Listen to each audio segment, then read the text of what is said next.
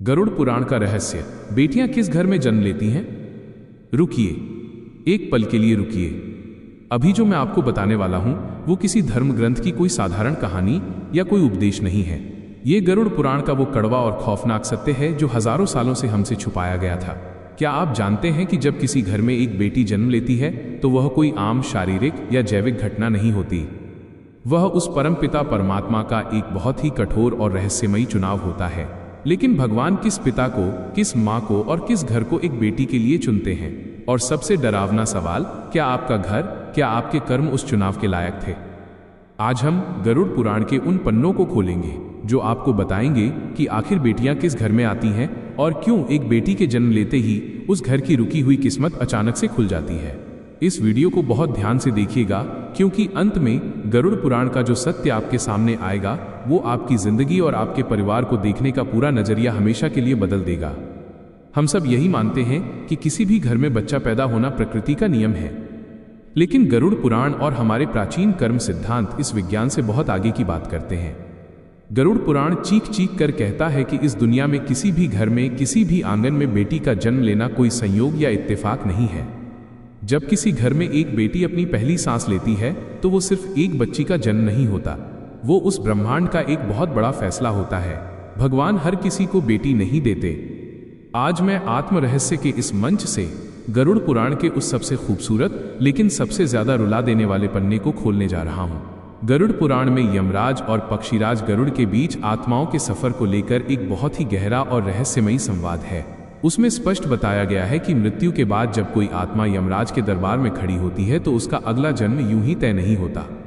आत्मा को वहां नहीं भेजा जाता जहां जगह खाली हो। आत्मा को वहां भेजा जाता है जहां उसका उद्देश्य हो, जहां उसका कर्मों का कर्ज हो। और जब बात एक स्त्री योनि, एक बेटी के रूप में जन्म लेने की आती है तो यमलोक के नियम बहुत बदल जाते हैं। हम बचपन से सुनते आए हैं कि बेटियां नसीब वालों को मिलती हैं, पर क्या आपने कभी सोचा है कि वो नसीब आखिर है क्या? वो नसीब कोई आसमान से टपकी हुई चीज नहीं है। वो नसीब आपके यानी उस पिता के पिछले जन्म के कर्म हैं। गरुड़ पुराण का सबसे कड़वा और नंगा सच सुनिए। शास्त्रों में वर्णन आता है कि जब इंसान के पिछले जन्मों के पाप या कर्ज बहुत भारी होते हैं, जब उसने पिछले जन्म में किसी का बहुत पैसा खाया होता है या किसी को बहुत तकलीफ दी होती है, तो प्रकृति उस कर्ज को वसूलने के लिए उसके घर में एक बेटे को जन्म देती है। जी हां, आपने बिल्कुल सही सुना। ज्यादातर घरों में बेटे सिर्फ और सिर्फ उस पिता का पुराना कर्ज वसूलने, उसकी संपत्ति का बंटवारा करने और उसके पुण्यों को भोगने के लिए आते हैं। ये वो आत्माएं होती हैं जिन्हें आपसे कुछ लेना होता है। लेकिन इसके बिल्कुल विपरीत, जब किसी इंसान के पिछले जन्मों के पुण्य अपने चरम पर होते हैं, जब उसने पिछले जन्म में बिना किसी स्वार्थ के लोगों की मदद की होती है, भूखों को खाना खिलाया होता है, किसी रोते हुए इंसान के आंसू पोंछे होते हैं, तब वो प्रकृति उस इंसान को फल देने के लिए उसके घर में एक बेटी को जन्म देती है। बेटी वो आत्मा होती है जिसे आपसे कुछ लेना नहीं होता, बल्कि वो आपको अपना सब कुछ देने आती है। यही वजह है कि आपने अक्सर देखा होगा कि जब किसी घर में बेटी का जन्म होता है तो उस घर की ऊर्जा, उस घर का आभा मंडल अचानक से बदल जाता है। जो पिता कल तक बहुत कठोर था, बहुत गुस्से वाला था, जो छोटी छोटी बातों पर झल्ला उठता था, वह अपनी उस छोटी सी बच्ची को गोद में उठाते ही बिल्कुल मोम की तरह पिघल जाता है।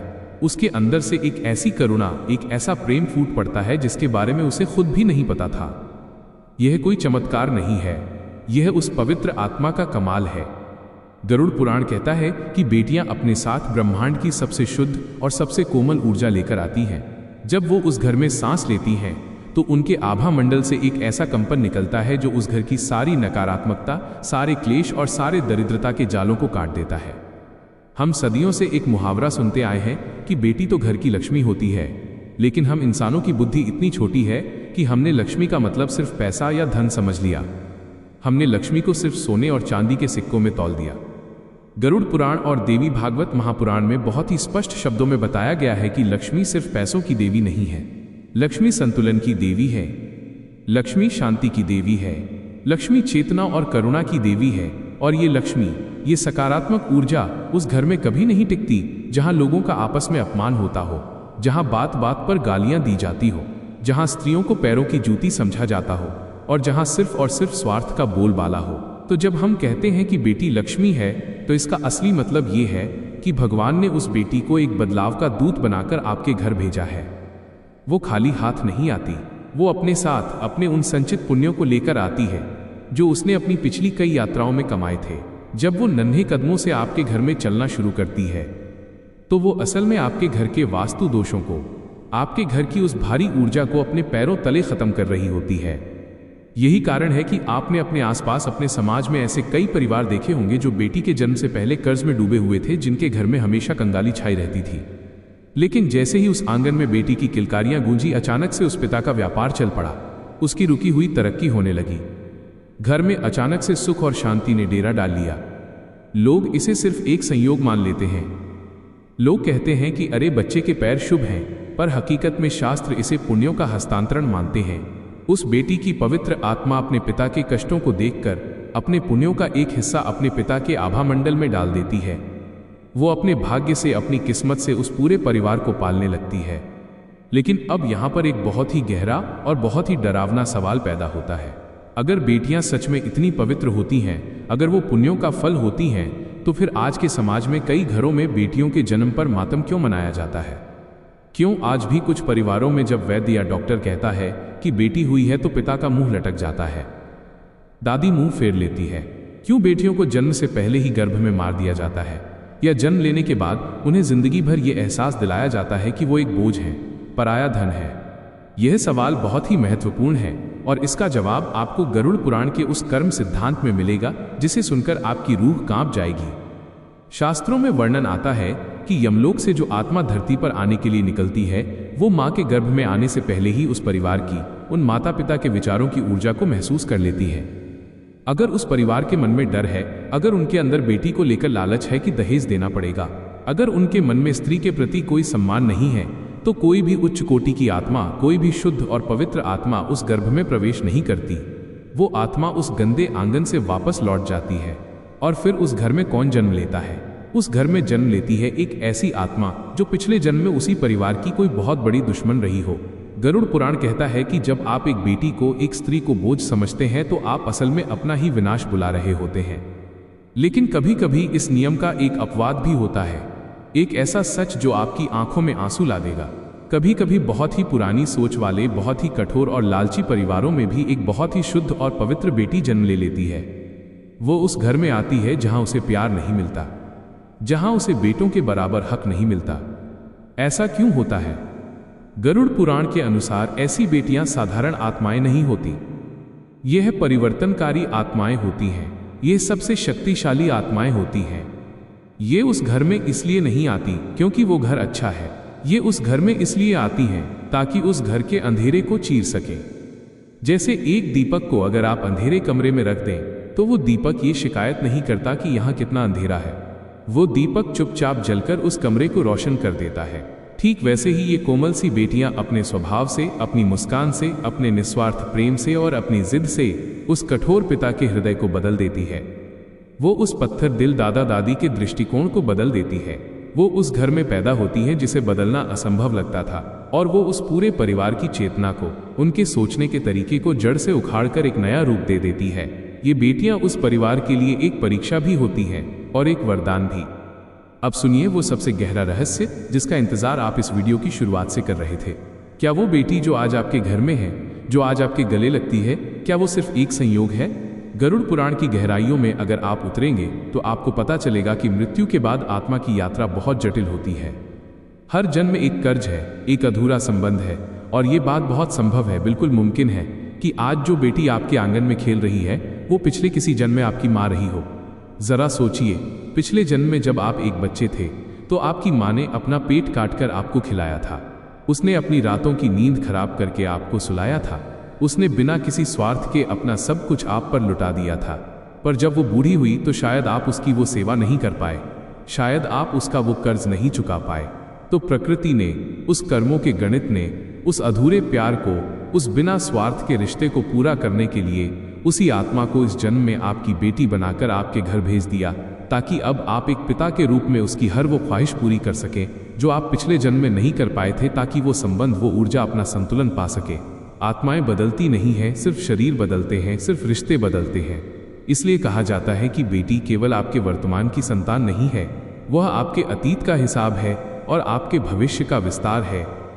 अब एक ऐसा प्रश्न जो हर उस इंसान को अंदर तक झकझोर देगा जो बेटियों को लड़कों से कम आंकता है। यदि बेटी का जन्म कर्मों से जुड़ा है, यदि वो अपने साथ आपके घर में पुण्यों का भंडार लेकर आती है, यदि वो आपके घर की दरिद्रता मिटाने आती है, तो क्या उस बेटी को कमतर समझना, क्या उसकी पढ़ाई पर खर्च न करना, क्या उसे जन्म से ही पराया समझना स्वयं अपने ही भाग्य को, अपनी ही किस्मत को लात मारना नहीं है? जब आप एक बेटी को अस्वीकार करते हैं, जब आप उसकी आवाज़ को दबाते हैं, जब आप उसे उसके भाई से कम प्यार देते हैं, तो आप सिर्फ एक सामाजिक बुराई नहीं कर रहे हैं, आप एक बहुत बड़ी आध्यात्मिक मूर्खता कर रहे हैं। आप उस पुण्य को, उस देवीय ऊर्जा को अस्वीकार कर रहे हैं जो भगवान ने खास आपको चुनकर आपके घर भेजी थी। गरुड़ पुराण साफ कहता है कि जो इंसान अपनी बेटी के आंसुओं का कारण बनता है, जो उसकी आज़ादी को छीनता है, उसके पुण्यों का नाश तुरंत शुरू हो जाता है। ऐसे घर से लक्ष्मी और शांति हमेशा के लिए विदा ले लेती है और फिर उस घर में सिर्फ क्लेश, बीमारियां और दरिद्रता ही बचती है।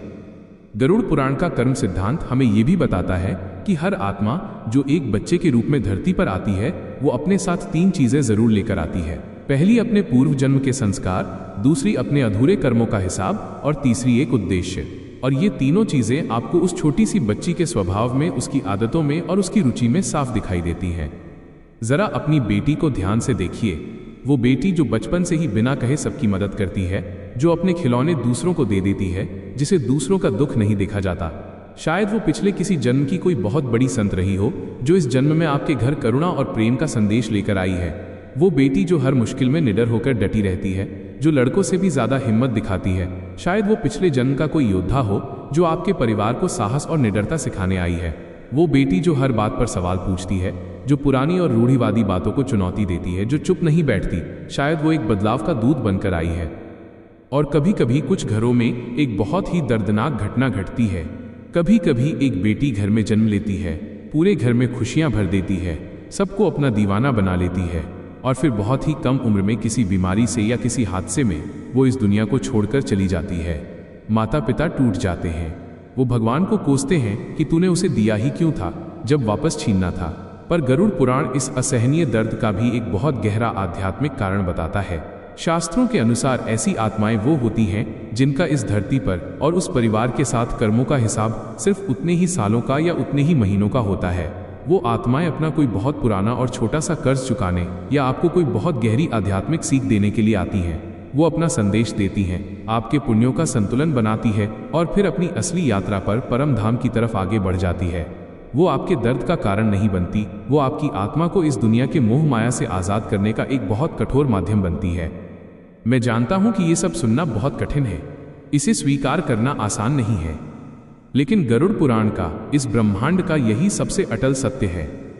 हर जन्म उद्देश्यपूर्ण है, हर सांस की एक गिनती है, हर रिश्ते का एक कारण है। कोई भी जन्म, कोई भी रिश्ता बेवजह नहीं है। तो अब हम उस अंतिम और सबसे गहरे प्रश्न पर आते हैं जिसे हर माता पिता को खुद से पूछना चाहिए। क्या बेटी का जन्म भगवान की तरफ से केवल एक कृपा है या फिर वो एक बहुत बड़ी आध्यात्मिक जिम्मेदारी भी है? गरुड़ पुराण का उत्तर बहुत ही स्पष्ट है। बेटी का जन्म दोनों है। जब कोई शुद्ध और शुभ आत्मा एक बेटी के रूप में आपके घर में जन्म लेती है, तो वो केवल आपके आंगन में खुशियां बिखेरने नहीं आती, वह केवल आपके बुढ़ापे का सहारा बनने नहीं आती, वो उस घर की चेतना को, उस परिवार के आध्यात्मिक स्तर को ऊंचा उठाने आती है। और इसके बदले में उस परिवार का, उस पिता का ये सबसे बड़ा कर्मों का दायित्व है कि वो उसे सबसे बेहतरीन शिक्षा दे, वो उसे दुनिया की हर बुरी नज़र से सुरक्षा दे, लेकिन सुरक्षा के नाम पर उसे पिंजरे में ना बांधे। वो उसे स्वतंत्रता दे, वो उसे अपने फैसले खुद लेने का सम्मान दे। यदि किसी घर में बेटी का जन्म तो बहुत खुशियों के साथ होता है, पर बड़ी होने पर उसे अपने ही भाई के समान अधिकार ना मिले, यदि उसके सपनों को, उसकी पढ़ाई को यह कहकर छोटा कर दिया जाए कि तुझे तो दूसरे घर जाना है, यदि उसकी आवाज़ को अनसुना किया जाए, तो गरुड़ पुराण के अनुसार वो घर, वो पिता उस महान आध्यात्मिक अवसर को हमेशा के लिए खो देता है जो भगवान ने उसे दिया था। वो अपने पुण्यों को खुद अपने हाथों से आग लगा देता है। गरुड़ पुराण हमें यही सिखाता है कि जन्म लेने वाली आत्मा और उस परिवार के बीच एक बहुत ही सूक्ष्म और पवित्र अनुबंध होता है। आत्मा अपने संस्कार और पुण्य लेकर आती है और परिवार उसके पंखों को आसमान देने का दायित्व लेता है। यह रिश्ता केवल खाना खिलाने या कपड़े पहनाने का नहीं है, ये उस आत्मा के विकास का है। और जब एक पिता इस दायित्व को पूरी ईमानदारी से पूरा करता है तो उस घर में केवल एक बेटी नहीं बड़ी होती, उस पूरे परिवार की किस्मत, उनकी चेतना और उनका आध्यात्मिक स्तर बढ़ जाता है। मित्रों, आज हमने आत्म रहस्य के इस सफर में एक बहुत ही लंबी और गहरी यात्रा की है।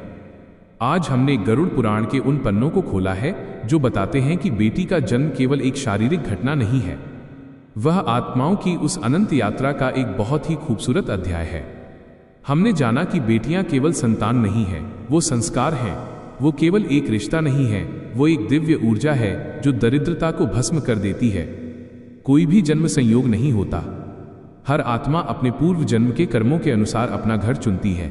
और जब एक बेटी आपके घर को चुनती है तो वो अपने साथ एक मौका लेकर आती है, आपके अंदर के प्रेम को जगाने का मौका, आपकी कठोर सोच को बदलने का मौका और आपके परिवार को भीतर से मजबूत करने का मौका। अपनी बेटी का सम्मान करना केवल मीठे शब्द बोलने से नहीं होता, उसे शिक्षा देना, उसे अपने पैरों पर खड़े होने की ताकत देना, उसे अपनी जिंदगी के निर्णय लेने का साहस देना और उसके सपनों को अपना सपना समझना, यही उसका सच्चा आदर है। और यकीन मानिए, जिस घर में नारी का, बेटियों का ये आदर होता है, वहाँ केवल बेटियां मुस्कुराती नहीं हैं, वहाँ साक्षात लक्ष्मी और नारायण निवास करते हैं। यदि आपके घर में एक बेटी है तो आज रात उसे सोते हुए देखिएगा और अपने दिल पर हाथ रखकर भगवान का शुक्रिया अदा कीजिएगा, क्योंकि इस पूरे ब्रह्मांड में भगवान ने आपको चुना है। और यदि आपके घर में बेटी नहीं है तो सड़क पर समाज में दिखने वाली हर बेटी को, हर स्त्री को वो सम्मान दीजिए जो उसे मिलना चाहिए, क्योंकि आपका यही सम्मान, आपकी यही पवित्र नज़र अगले जन्म में आपका भाग्य तय करेगी। बेटी उस परमपिता परमात्मा का सबसे खूबसूरत उपहार है और उस उपहार की रक्षा करना हमारी सबसे बड़ी आध्यात्मिक जिम्मेदारी है। अगर आज गरुड़ पुराण के इस सच ने, इस कथा ने आपके दिल के किसी तार को छुआ हो, अगर आपकी आंखों में एक पल के लिए भी नमी आई हो, तो एक छोटा सा काम जरूर कीजिएगा। ये वीडियो अभी इसी वक्त उस इंसान को साझा कीजिएगा जिसके घर में एक बेटी है। उस पिता को भेजिएगा जो दिन रात अपनी बेटी के लिए मेहनत करता है, और उस इंसान को भी भेजिएगा जिसे शायद आज ये सत्य सुनना बहुत जरूरी है। और हाँ, नीचे टिप्पणी में पूरे गर्व के साथ, अपने दिल की पूरी सच्चाई के साथ लिखिएगा, बेटी मेरा वरदान है, ताकि ब्रह्मांड की उस ऊर्जा तक आपका ये संदेश पहुंच सके। ऐसे ही गहरे आध्यात्मिक और जीवन को बदल देने वाले रहस्यों के सफर में मेरे साथ जुड़े रहने के लिए पिंटू मोटिवेशनल चैनल से अभी जुड़ जाइए। अपना और अपने घर की उन लक्ष्मी स्वरूपा बेटियों का बहुत बहुत ख्याल रखिएगा। वो नारायण आपके आंगन को हमेशा खुशियों से भरा रखें।